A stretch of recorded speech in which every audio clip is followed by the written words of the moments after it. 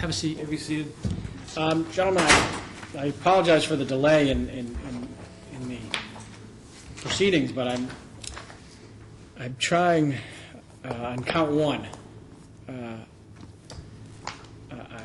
In terms of the Lattimore standard going forward from here, Mr. Russo, Yes, Your Honor. I'm trying to piece together the Commonwealth's position on how, in a light most favorable to the Commonwealth, it could be a reasonable jury could find that this defendant was on notice as to the terms of the restraining order. Your Honor, the theory that the Commonwealth has put before the court recognizes that it's not the strongest case, obviously. But I believe based on the testimony of Officer Hartwright first, who his testimony was that he visited with the defendant's mother. Well, he knows there's a restraining order. I think under the Lattimore standard, you easily show the defendant knew of a restraining order. But what about the terms, Mr. Russo?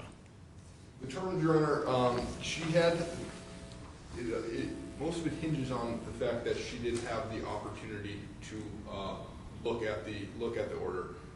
She was shown it. She didn't have a chance to as Officer Hartwright testified, to have put her hands on it and look at it. But she was shown it. She had the opportunity to review it. Now, if you put that in conjunction, Oh, did she? Didn't he say I never left my hand, but I showed her her son's name on it? She had the opportunity to look at it. She never handled it.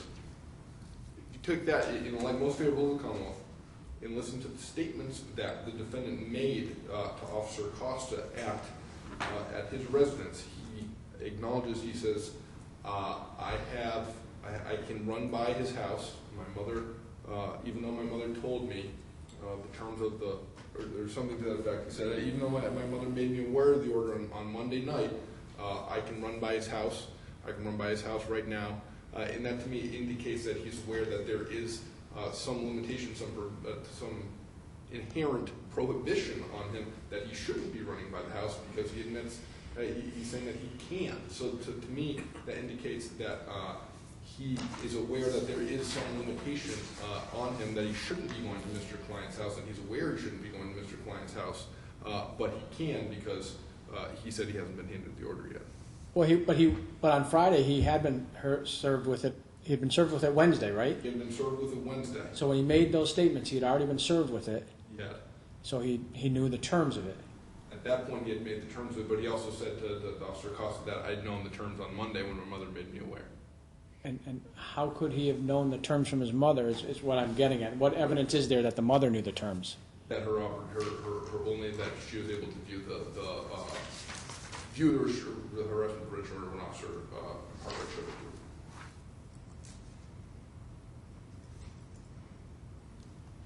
And is it the Commonwealth's theory that while he was standing, the inference is that when he was standing there, she was able to glance down, see it, and note the terms on it? Say, and tell him, Paul, there's a harassment prevention order against you for Mr. Klein, and clearly based on what or not clearly, but arguably, it's Commonwealth's position based on what Mr. Mokrzecki told the police on Friday when she told him that he understood what he was supposed to do. What was the term that you allege he violated? He violated the 100-yard distance by passing by the house. Your Honor, what's your argument? our testimony would be contradicting everything that he said. His mother never saw that order. She didn't know who it was from or the contents of it. He didn't know what it was. He knew the police were coming to his house and had some kind of order.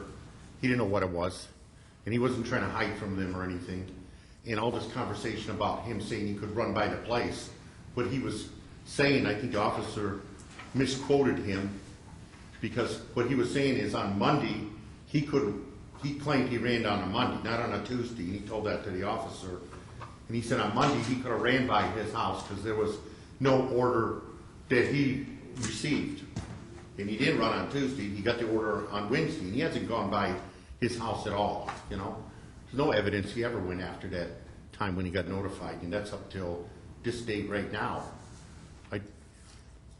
As far as, I mean, the date's pretty clear, and that's what I was trying to, when I was at the sidebar with you, Your Honor, just where the district attorney's office told him that he didn't violate the order. And they went to his house, and then Well, I'm not going to go there because they could certainly find that there is additional evidence that, based on the defendant's statements, that in a light most favorable to the Commonwealth. Yeah. I understand that it changed, the ground changed at that point. Anything further, Mr. Mokrzecki? Well, he certainly didn't know who the person was, as Officer Hartwright stated. He never told his mother who the person was, and Officer Hartwright also said about not knowing the terms of it, including the 100 yards or whatever he's talking about. His mother didn't know the terms of it. He didn't know the terms of it.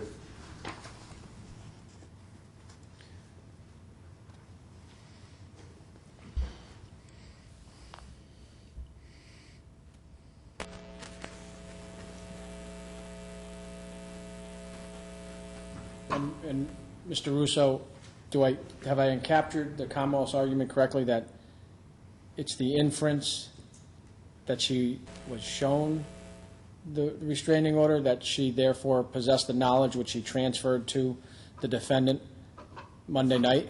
That's a fair assessment.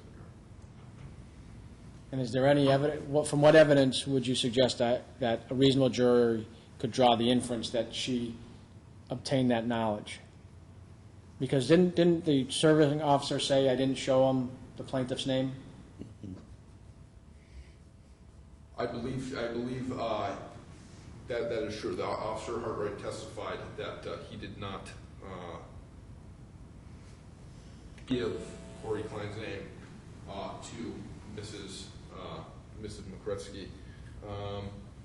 Again, Your Honor, this is an argument that the Commonwealth is putting forth based on her brief opportunity to review the harassment prevention order when she spoke with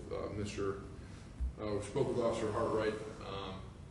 And again, the statements that he made to the officers when discussing the incident, specifically Tuesday when he ran by the house. Officers addressed that incident Tuesday when he ran by the house. He made statements to the officers saying that he was aware of the order on Monday because his mother made him aware of the order. And so obviously that awareness, the jury instructions, it has to be more than just a general awareness. It has to be awareness of the terms. You got to know the terms. But when he says I can run by the house, I think to me that indicates that he's aware that there is some sort of distance limitation, and that by him running by the house, that's not a violation yet because he hadn't been served the order, but it would also show that he's aware that there is some sort of distance limitation inherently in this order that's been placed on him. Commonwealth didn't introduce any evidence of testimony at this time that he has had prior restraining orders and prior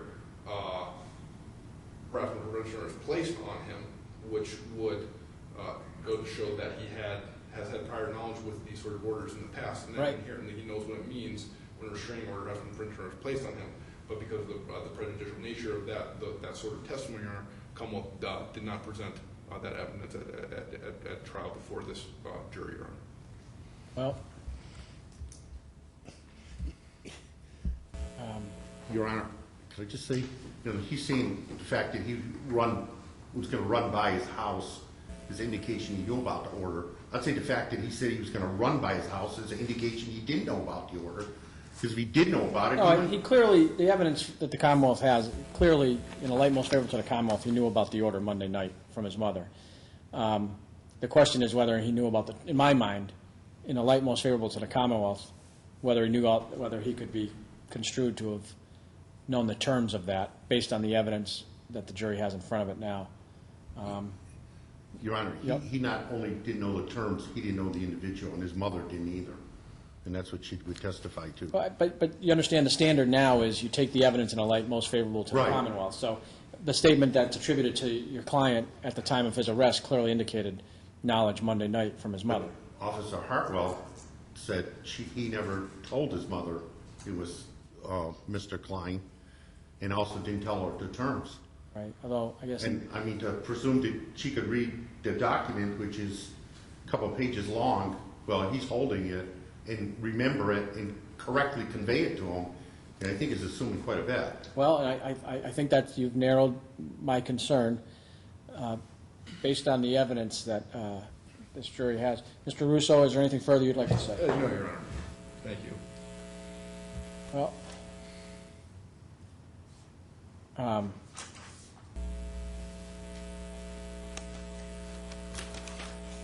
looked at Commonwealth v. Melton, which is a 209A, I think, and Commonwealth v. Welch, which I also think is a 209A, but it goes to the issue of service and notice of the order.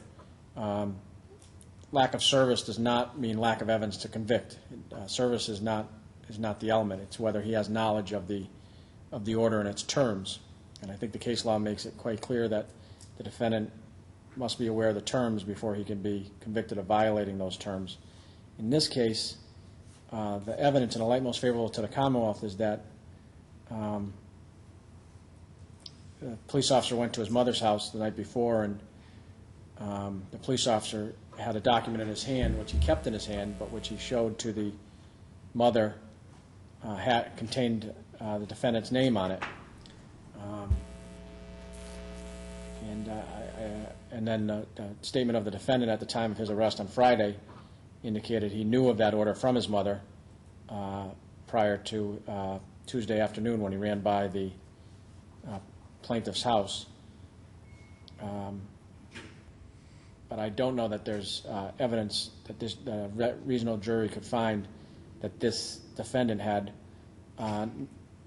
knowledge in a constitutional sense that would allow for a conviction for violation of an order for which he hadn't been served, in which his mother hadn't been served and hadn't had physical possession of. So in the absence of case law showing me otherwise, I think I'm constrained sua sponte to raise the issue of a required finding on count one and direct a verdict in the required finding. And I'll be glad to do that if Could I make a motion for a directed verdict? yeah, and you're joining that motion. I think I would be inclined to allow it. Mr. Russo, if you seek to, because I'm raising it sua sponte, if you need time to consult your appellate unit or otherwise are requesting till 2 o'clock, I'll give you that opportunity. But otherwise, I think I'm inclined to enter that order. Your Honor, I'll accept Brenner's All right. motion at this point. All right. Mr. Mokrzecki, please rise. Having found a required finding in your favor and the Commonwealth having assented to a request for required finding on count two, you'll be discharged on both these matters. All right. Required finding entered. Thank you. Counsel, is there any other obligation Mr. Mokrzecki owes to this court? No. All right. Any other process holding him? No. All right. Very Thank you good. very Gentlemen, thank you very much. Good luck. Your Honor.